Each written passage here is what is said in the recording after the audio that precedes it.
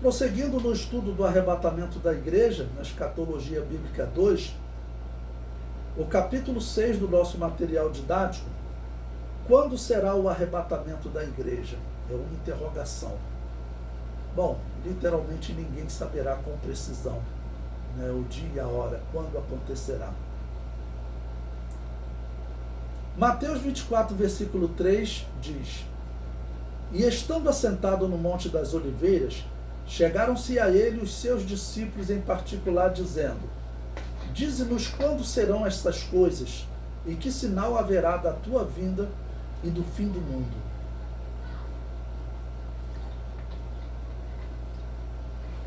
O comentário diz: quando os apóstolos manifestaram esse desejo de saber, né, sobre a vinda de Jesus, talvez eles tivessem em mente que Jesus lhes diria o dia e a hora. Detalhes sobre a sua vinda, sobre o arrebatamento da igreja. Mas o que temos na Bíblia são indicações e sinais que nos mostram a aproximação deste momento. Então, vamos ver algumas dessas descrições, tanto que o apóstolo Paulo, e claro, o próprio Jesus, ou profetizado no Antigo Testamento, nós teremos descrições de quando acontecerá o arrebatamento. Bom, vamos começar com uma leitura do texto do apóstolo Paulo, em Romanos capítulo 11, versículo 25, que diz: Porquanto não quero, irmãos, que ignoreis este segredo, para que não presumais de vós mesmos, que o endurecimento veio em parte sobre Israel, até que a plenitude dos gentios haja entrado. Bom, então o que representa isso? A plenitude dos gentios significa o fim da era da igreja. Nós estamos vivendo a era dos gentios, chamada de era dos gentios, era da igreja, dispensação da graça, dispensação do Espírito Santo. É esse período. Então, a plenitude dos gentios significa exatamente o momento em que a mensagem que Deus confiou à igreja fez o seu trabalho na terra, e depois vem o homem mau, que é o anticristo. Então, o arrebatamento da igreja, ele é chamado de a plenitude dos gentios. Ele ocorre no momento da plenitude dos gentios. Número 2, será antes da grande tribulação. Bom, eu coloquei alguns textos aí para nós lermos. Um texto de Isaías 57 que diz: Perece o justo e não há quem considere isso em seu coração, e os homens compassivos são retirados, sem que alguém considere que o justo é levado antes do mal. Ou seja, esse texto que não está falando, claro, diretamente do arrebatamento, mas ele fala que o justo, ele recebe um tipo de proteção sendo tirado antes do mal. Como nós podemos aplicar esse texto? Podemos aplicar o arrebatamento da igreja, né? Claro que o fundamental é exatamente a descrição profética, dizendo que a era da igreja termina para recomeçar a contagem das 70 semanas. Sofonias capítulo 2, versículo 3, que diz também: Buscai a Yahvé, vós todos os mansos da terra, que pondes por obra o seu juízo. Buscai a justiça, buscai a mansidão. Porventura sereis escondidos no dia da ira do Senhor. Então, é mais um texto também, né, falando: buscai ao Senhor os mansos da terra. Vamos dizer, alguns são protegidos. É claro que alguns vão dizer: por que que o profeta Ezequiel não foi protegido? Por que que Daniel não foi protegido? Foram cativos. Bom, existia um propósito divino. O povo de Deus estaria dividido agora, vamos dizer, de 3 maneiras, em 3 lugares. Uma parte ficou em Israel, uma bem pobre. Jeremias ficou com eles, né?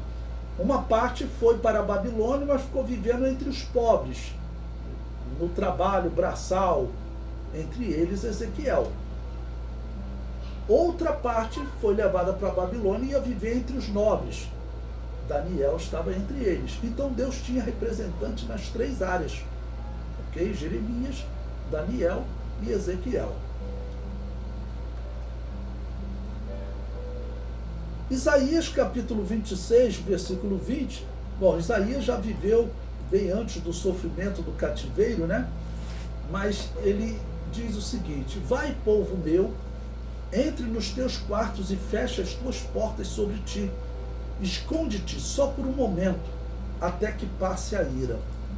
E no versículo 21, porque eis que o Senhor sairá do seu lugar para castigar os moradores da terra, por causa da sua iniquidade.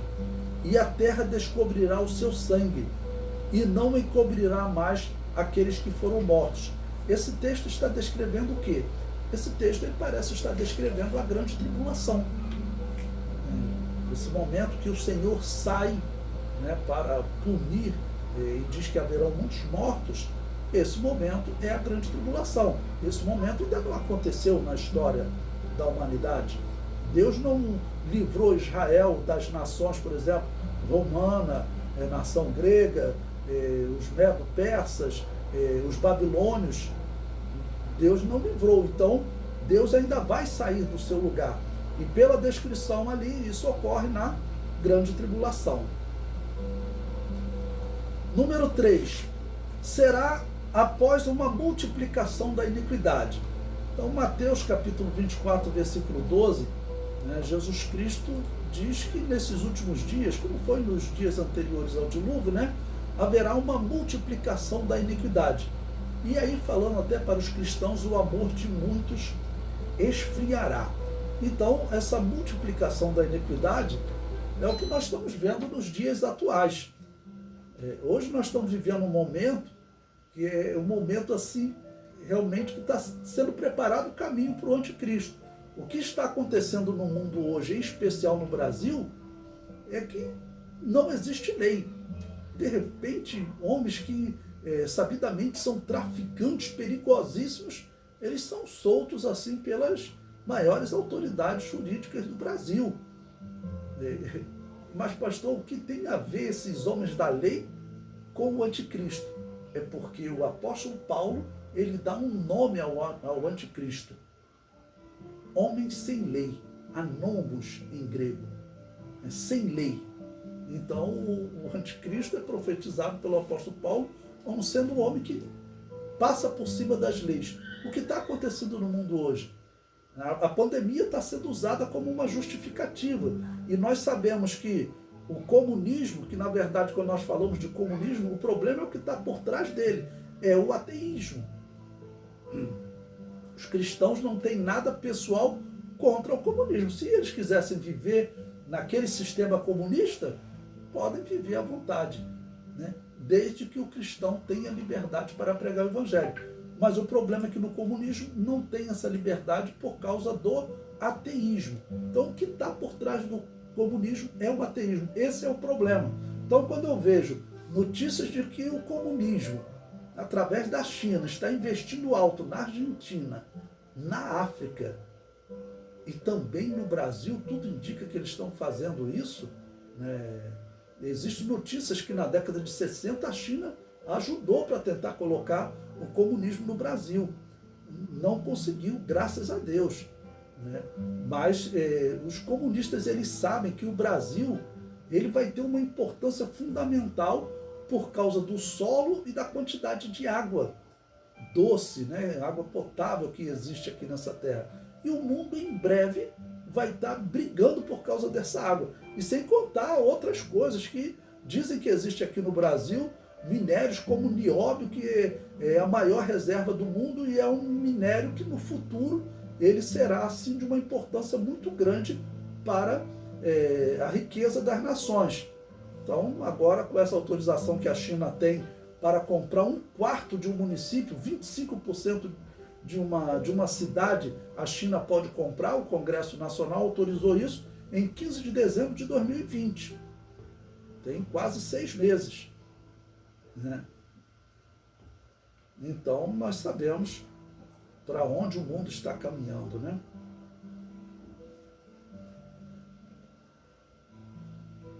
Número 4, será após o evangelho ter alcançado todo mundo.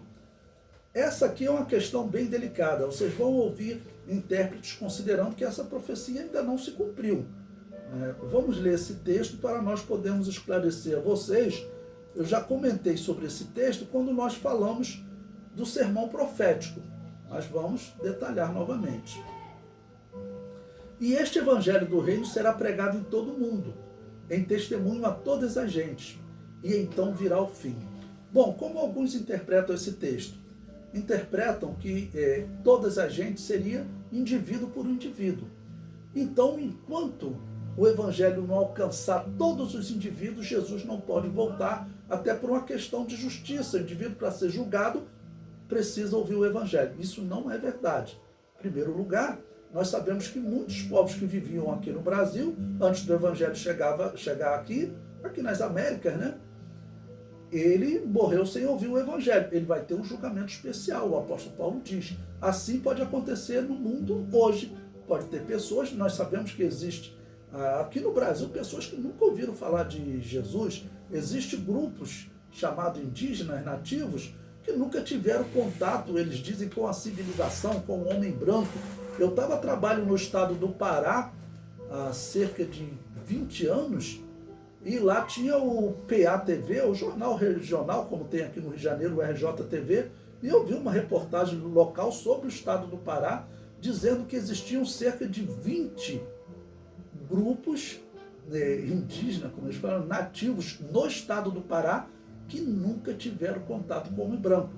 Ok? Então, essa profecia, na verdade, quando ele fala vai ser pregado em todo mundo, em testemunho a todas as gentes, o termo gentes aqui pode ser traduzido por nações. O evangelho já alcançou todas as nações. Essa é a minha interpretação. Até países da chamada janela 10x40, a região menos evangelizada do mundo, como a Albânia, o evangelho está lá. Número 5. Será num dia e hora que ninguém sabe. Jesus Cristo disse, Mateus 24, versículo 36 e 42. Porém, daquele dia e hora ninguém sabe, nem os anjos dos céus, nem o Filho, mas unicamente meu Pai. Vigiai, pois, porque não sabeis a que hora há de vir o vosso Senhor. Então, a hora exata, o tempo exato, nós não temos como saber. Acreditamos até que está próximo, porque os sinais que estão acontecendo, principalmente sinais em relação à construção do templo, e esse ano de 2021, além dos sinais da construção do templo, porque tem autoridades em Israel dizendo que eles estão muito próximos de iniciar a construção do templo. E em segundo lugar também tem uma notícia super atual, super interessante. Na Páscoa judaica, né, desse ano de 2021, não estou falando da Páscoa católica, esquece a Páscoa católica. Elas têm regras diferentes, acontecem em tempos diferentes. Estou falando da Páscoa bíblica, esquece a Páscoa da Babilônia apocalíptica. A Páscoa judaica, esse ano, os israelitas, os sacerdotes, pediram autorização ao governo israelense para sacrificar o Cordeiro Pascal. São quase 2000 anos que eles não sacrificam o Cordeiro Pascal. E o governo de Israel disse que eles só não podem sacrificar por causa da pandemia. Ou seja, se não houvesse pandemia, poderiam. Olha que interessante, eles estão perto de começar a construir o templo e também já tem uma autorização formal do governo para eles retomarem o sacrifício quando terminar a pandemia. Esse momento é muito profético, além do retorno de Israel para Canaã e também eles se tornarem uma nação tão forte, tão avançada. Hoje Israel é considerada a nação número 1 do mundo em tecnologia. Eles passaram à frente dos Estados Unidos. Isso é contado, né, através do número de startups, ou seja, as empresas, né, inovadoras.